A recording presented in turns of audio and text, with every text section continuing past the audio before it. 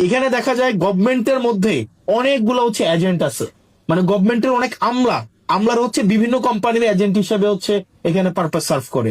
এবং এটা খুবই আমাদের জন্য দুঃখজনক। আমলাদের মধ্যে অনেকেই, সব আমলা না, আমলাদের মধ্যে অনেকেই যে এলএনজির সাথে রিলেটেড, সে গভর্নমেন্টকে পুশ করার চেষ্টা করে এলএনজি কিভাবে আমাদের দেশে হচ্ছে এনার্জি সংকট নিরসনে সহায়তা করবে। আমরা কিছুদিন আগে যেই জাতীয় সংকটের মধ্য দিয়ে গিয়েছে, সেটা হচ্ছে আমাদের ফুয়েল ক্রাইসিস, একই সাথে সাথে আমাদের এনার্জি ক্রাইসিস। এই ফুয়েল এবং এনার্জি ক্রাইসিস এখন দেখা যায় লম্বা লাইন কমে গিয়েছে, এখন লম্বা লাইন নাই।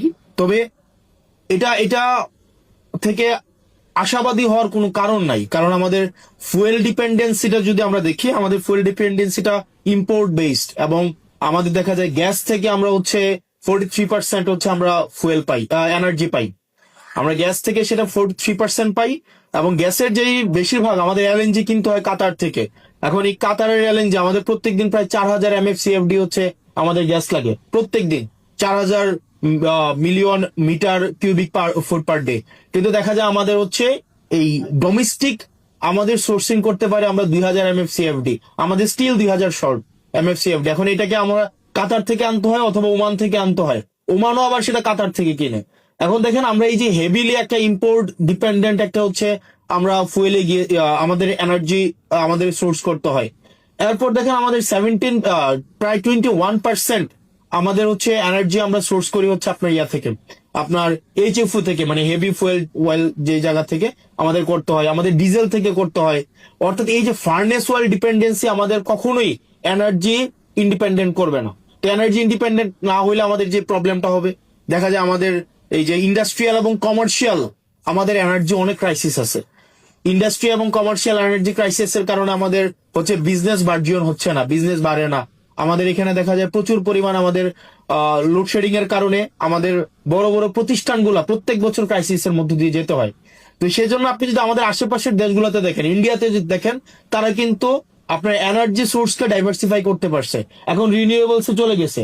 আমাদের পাকিস্তান পাকিস্তান দেখবেন, ওরা হচ্ছে আপনার রিনিউয়েবলস এখন এই যে এখন একটা ইসরায়েল এবং হচ্ছে ইসরায়েলের যে সংকটটা তৈরি হয়েছে, ইসরায়েল ইউএসএ এবং মধ্যপ্রাচ্য ইরানের সাথে যে যুদ্ধটা হয়েছে, সেটার ইম্প্যাক্ট কিন্তু পাকিস্তানে পড়ে নাই, উরুগুয়েতে পড়ে নাই, কেনিয়াতে পড়ে নাই, কারণ হচ্ছে তারা এখন রিনিউয়েবলস এখন ডিপেন্ডেন্ট। দেখা যায় তাদের 57%-এরও বেশি হচ্ছে আপনার এনার্জি আপনার হচ্ছে রিনিউয়েবলস থেকে তারা উৎপাদন করতে পারছে। কিন্তু আমাদের রিনিউয়েবলস এর উৎপাদন ক্যাপাসিটি হচ্ছে 2.9% মাত্র, জাস্ট 2.9%। এখন আমাদের এই যে লাস্ট আপনি 10-15 বছরে যদি দেখেন, আমাদের নতুন কোন ধরনের হচ্ছে আমরা ডোমেস্টিক কোন সোর্সিংই করি নাই রিনিউয়েবলস এর জন্য।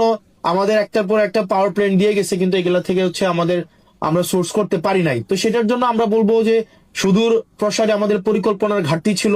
আমাদের দিন শেষে আমাদের যেই ইম্পোর্ট বেসড যেই আমাদের এনার্জি সোর্সিং করার যে পদ্ধতি বা আমাদের যেই প্রক্রিয়া ডিপেন্ডেন্সি, সেটা থেকে আমাদের বের হয়ে আসতে হবে, এবং আমাদের দিন শেষে রিনিউয়েবলস আমাদের যাইতে হবে। আমরা যদি রিনিউয়েবলস না যাই, আমাদের যে পরিমাণ প্রত্যেক দিন আমাদের এই পিক টাইমে আমাদের 15 গিগাওয়াট বা 15,000 16,000 আমাদের গিগাওয়াট হচ্ছে আমাদের ডিমান্ড, পিক ডিমান্ড। এটা হয়তো উইন্টারে সেটা ফল করে 7-8 গিগাওয়াটে আসে, কিন্তু আমাদের দেখা যায় এটাও হচ্ছে আমরা নিজেরা হচ্ছে সোর্স করতে পারবো না।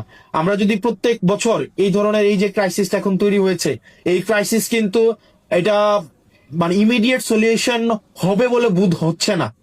এটা একটা লং টার্ম একটা ইম্প্যাক্ট ইকোনমির মধ্যে পড়বে এবং এনার্জির মধ্যে পড়বে, এবং দিন শেষে যদি এনার্জি এই পুরা সিস্টেম কলাপস করে, আমার পুরা হচ্ছে বিজনেস কলাপস করবে, আমার হচ্ছে সবকিছু আমার হচ্ছে প্রাইস ইনক্রিজ হবে, এবং দেখা যায় যে স্থানীয়ভাবে আমাদের যে এসএমই সেক্টর যেটা নিয়ে আমরা আশাবাদী হচ্ছি, ওই জায়গাও কিন্তু একটা বড় ধরনের সংকট সৃষ্টি হবে। সেজন্য আমাদেরকে এখন ডাইভার্সিফিকেশন অফ এনার্জি সোর্স আমাদের খুবই গুরুত্বপূর্ণ।